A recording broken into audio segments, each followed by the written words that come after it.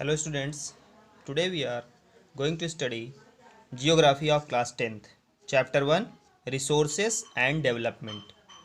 So in this chapter we have to study about resources, types of resources, classification of resources and development of resources. इसके अलावा land resources and soil resources भी हमें इस chapter में पढ़ना है. So first of all we have to start with the definition of resource. So the definition is everything in our environment that can be used to satisfy our need is called resource. Example: water, land, air, forest, even human. These are the resources, etc.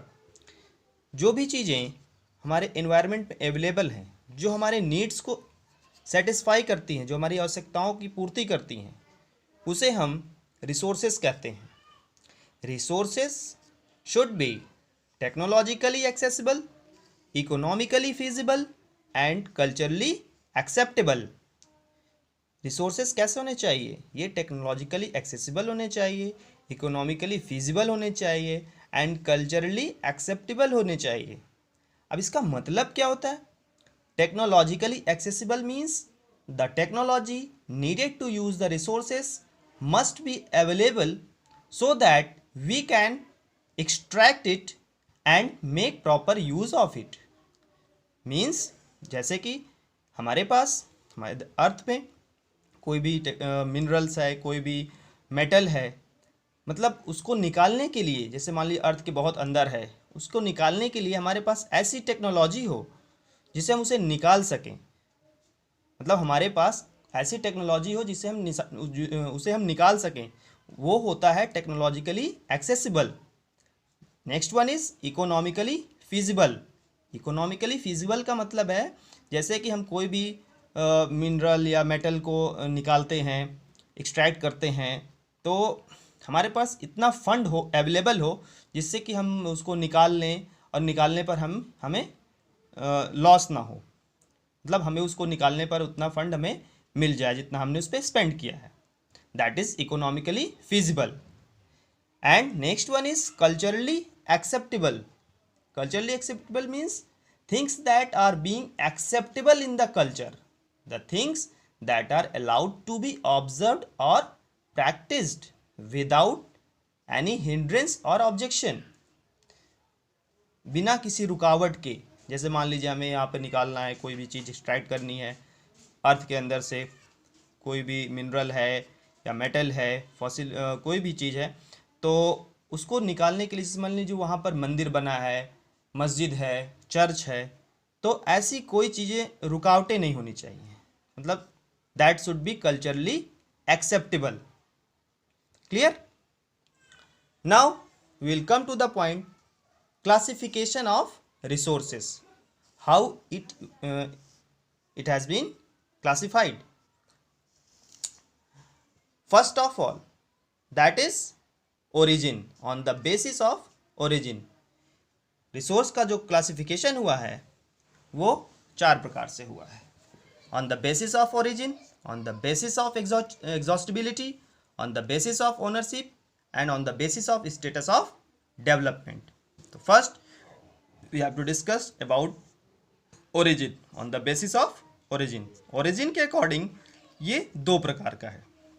First is biotic and second one abiotic. Biotic का मतलब living things. जो भी हमारे nature में living things available हैं वो biotic हैं. जैसे ह्यूमन हो गया, एनिमल्स हो गए, प्लांट्स हो गए, these are biotic. Abiotic non living things. Non living things वो चीज़ें हैं जैसे सॉयल हो गया, वाटर हो गया, लैंड हो गया, दीज आर अबायोटिक. क्लियर? चलिए नेक्स्ट आते हैं on the basis of exhaustibility. Exhaustibility का मतलब है कि क्या ऐसे रिसोर्सेस जो खत्म हो सकते हैं या नहीं खत्म हो सकते हैं, तो ये हमें देखना है. ये 2 प्रकार के होते हैं. These are 2 types, renewable and non renewable. Renewable resource, the resources which can be renewed or reproduced by physical, chemical or mechanical process. The resources which can be renewed or reproduced by physical, chemical or mechanical process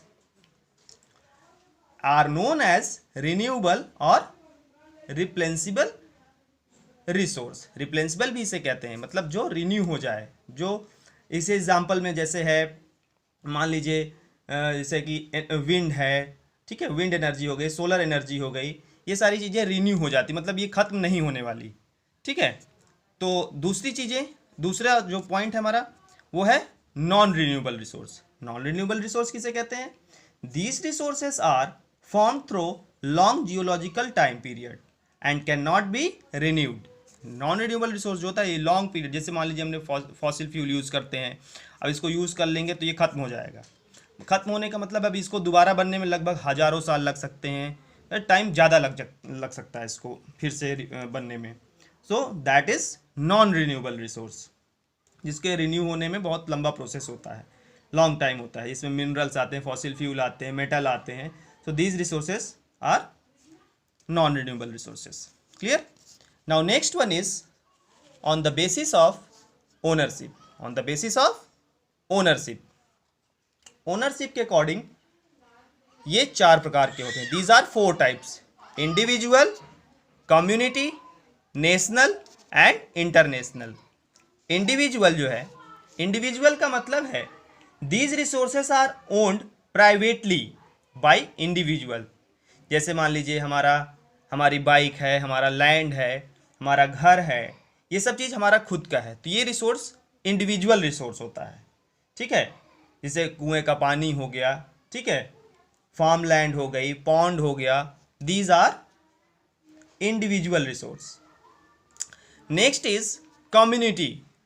community resource. Community own resource का मतलब ये होता है these resources are accessible to all the members of the community. मतलब जैसे हम जिस समाज में रहते हैं, जिस कम्युनिटी में रहते हैं, वहाँ के सभी लोग उसको यूज़ करते हैं. जैसे मान लीजिए पार्क है हमारे, जैसा हम रहते हैं, पार्क हो गया, वहाँ का पॉन्ड हो गया, वहाँ का वेल हो गया, ये सारी चीज़ें वहाँ के सभी लोग यूज़ करते हैं. So that resources are community own resources. Third one is national resources.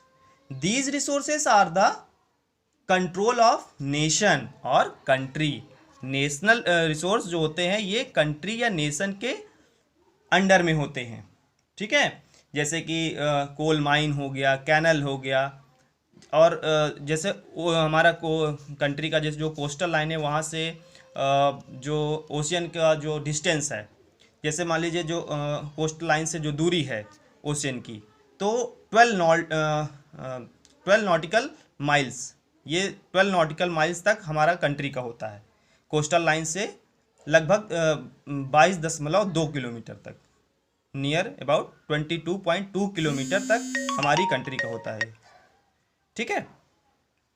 और उसके बाद फिर ये हमारा नहीं रहता, हमारी कंट्री मतलब नेशनल नहीं रहता. क्लियर?